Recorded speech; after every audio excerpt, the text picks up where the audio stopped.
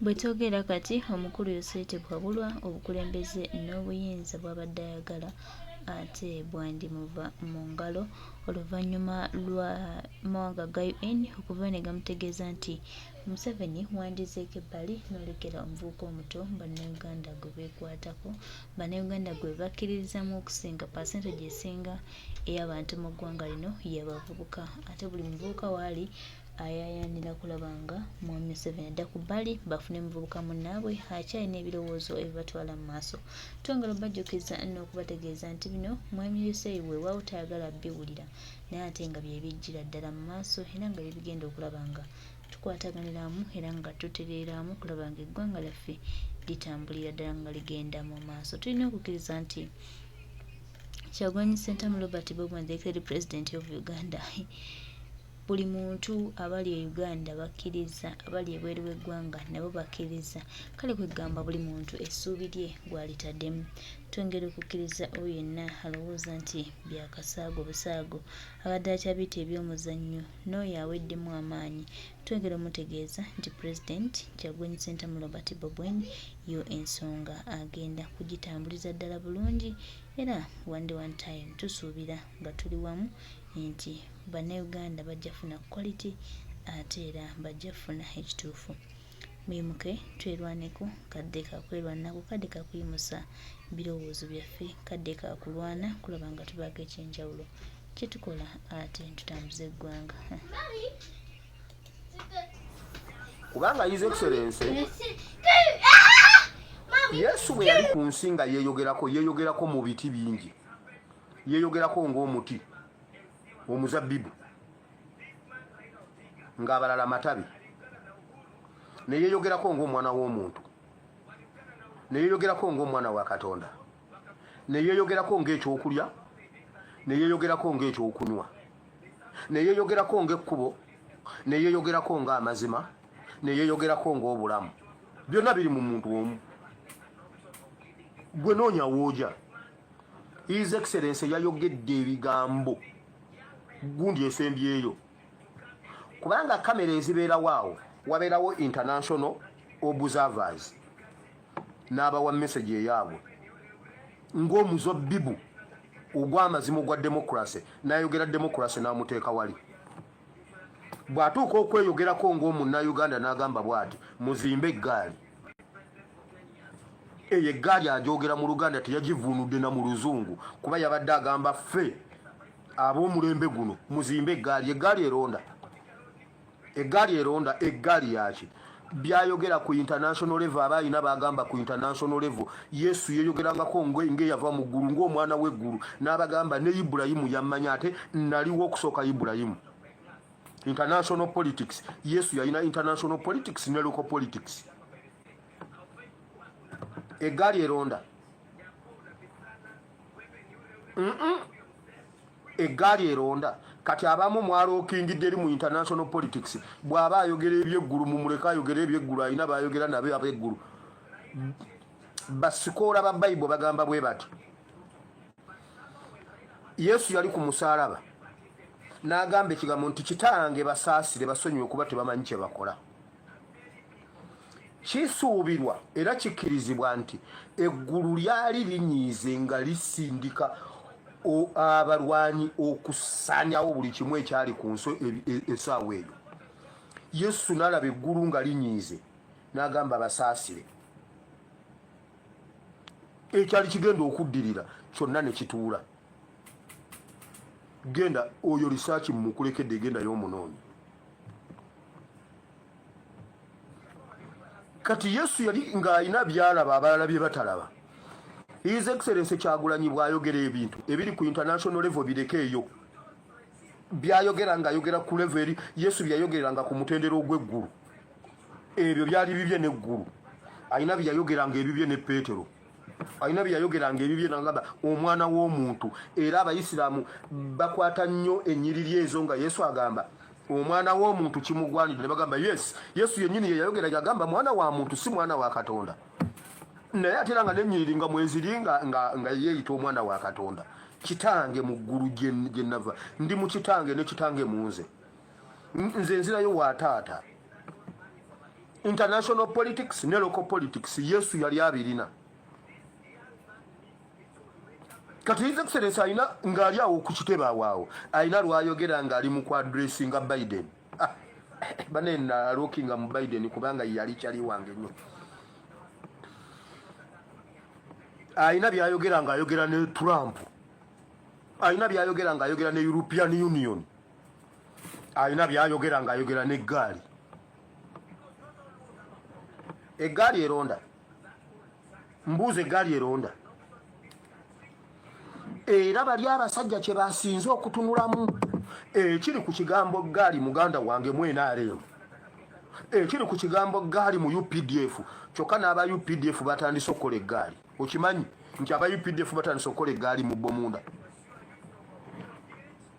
olwaleero mu UPDF omu ng'abadde atoloka ayinza okutoloka ne section number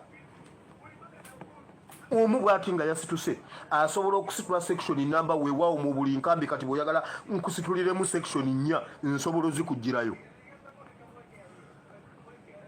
UPDF muzimbe Gali eggulo nabadde njogera n'owa UPDF ekiro baabadde bandaba we baabadde nga mukaaga nga bali ku simu emu eyabadde omukulu waabwe yabadde meeja baabadde bandaba ne yabadde abasingako amayinja yabadde meeja nembagamba mujje mu socks bwe muba temuyina bituli meja yaganye okujja mu socks abalala bejjiddemu socks nga bonna socks zirimu ebituli basese kufa bufi bagambye musajja gw'otumanyi meja ye yaganye okujja mu ye yagambye mbunne ezize namu abaana ne bakakasa yalabika teyabadde na socks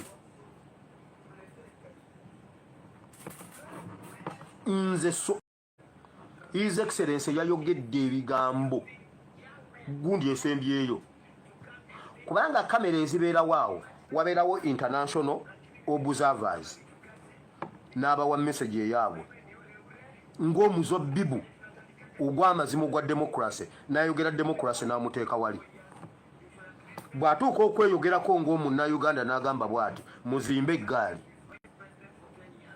eye Gali ajogera mu Luganda teyagivunudde na mu Luzungu kuba yabadde agamba ffe ab'omulembe guno muzimbe Gali Gali eronda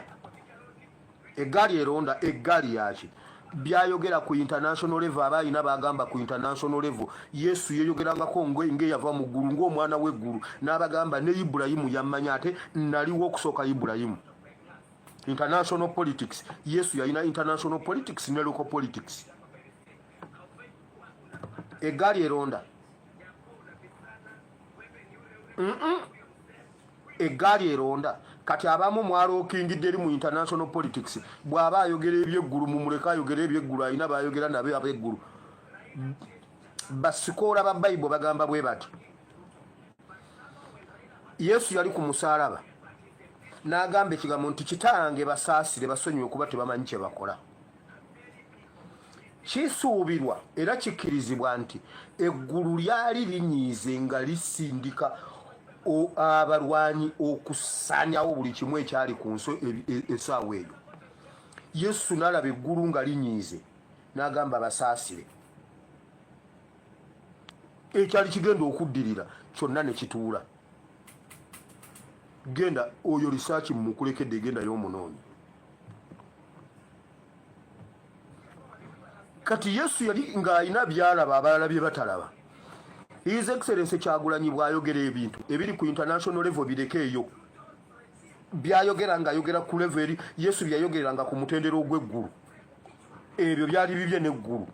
Ayina byayogeranga ebibye ne Peetero ayina byayogeranga ebibye n'agamba omwana w'omuntu era Abayisiraamu bakwata nnyo ennyiriri ezo nga Yesu agamba omwana w'omuntu kimugwanidde ne bagamba yes Yesu yennyini ye yayogera yagamba mwana wa muntu si mwana wa Katonda naye ate era nga n'ennyiriri nga mweziri nga yeeyita omwana wa Katonda. Kitange mu ggulu gye nava ndi mu kitange ne kitange mu nze nzirayo wa taata. International politics ne local politics Yesu yali abirina. Kati His Excellency ayina ng'ali awo ku kitebe awaawo ayina lwayogera ng'ali mu kwadressinga Biden. Banena lookinga mu Biden kubanga yali kyali wange nnyo. Ayina byayogera ng'ayogera ne Trump. alina byayogera ng'ayogera ne European Union, alina byayogera ng'ayogera n'eggaali. Eggaali eronda, mbuuza eggaali eronda. Era bali abasajja kye basinze okutunulamu ekiri ku kigambo ggaali muganda wange mwena aleo, ekiri ku kigambo ggaali mu UPDF kyokka n'aba UPDF batandise okukola eggaali. Okimanyi nti aba UPDF batandise okukola eggaali mu Bomunda. Olwaleero mu UPDF omu ng'abadde atoloka ayinza okutoloka ne section number. Omu bw'ati nga yasituse asobola okusitula section number weewaawo mu buli nkambi. Kati bw'oyagala nkusituliremu section 4 nsobola ozikugirayo. UPDF muzimbe eggaali. Eggulo nabadde njogera n'owa UPDF ekiro baabadde bandaba we baabadde nga 6 nga bali ku ssimu emu. Eyabadde omukulu waabwe yabadde meeja. Baabadde bandaba ne yabadde abasingako amayinja yabadde meeja. Ne mbagamba mugyeemu sokisi bwe muba temulina bituli. Meeja yaganye okujja mu sokisi. Abalala bejjiddemu sokisi nga bonna sokisi zirimu ebituli. Baasese kufa bufi bagambye musajja gw'otumanyi. Meeja ye yaganye okujja mu ye yagambye mbunne ezize namu.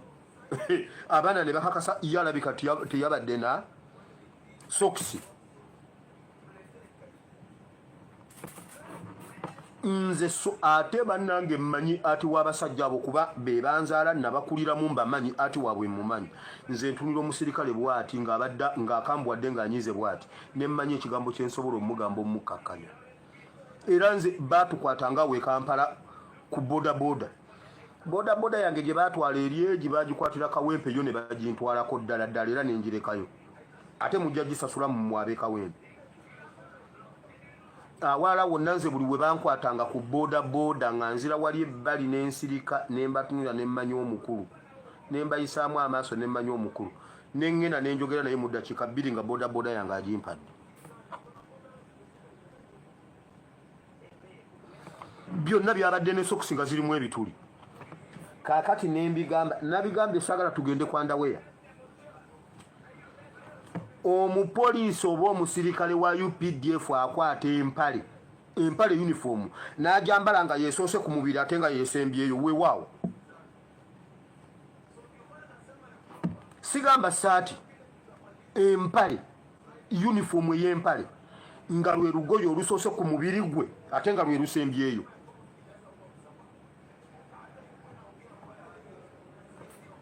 Bwe baba bawakana ndi wano ku bitaali wandege yabajje bannone. Basajja mu abapoliisi bwe muba mugamba mbu nnimba oba abasirikale buli omu sumula zipo olage munno. Bw'atatuukira ku mubiri nga si yenze. Abeera owakabye ennyo aba alina underwear naye nga terina kalinda minyira.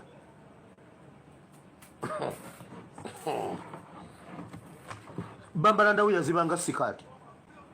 Kati abo tobabuuza vesti. Omusajja wenango yambala essaati ng'essaati n'onaaba n'oyambala essaati nga yessaati ekusoose ku mubiri ate nga yeesembyeyo olina pulobulemu. Waakirika vesti akamusala nkwawa. N'oyambala essaati nga yessaati empale nga yempale yeesoose ku mubiri ate nga yeesembyeyo. UPDF ekyo kye bambala. Omusajja yagambye bejjiddemu engatto bonna nga sokisi zirimu ebituli.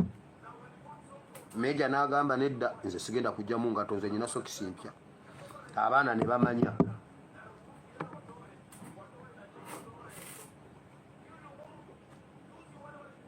Omusajja yambala otya empale nga yeesoose ye. Kati bwe bakugoba emisinde odduka otya?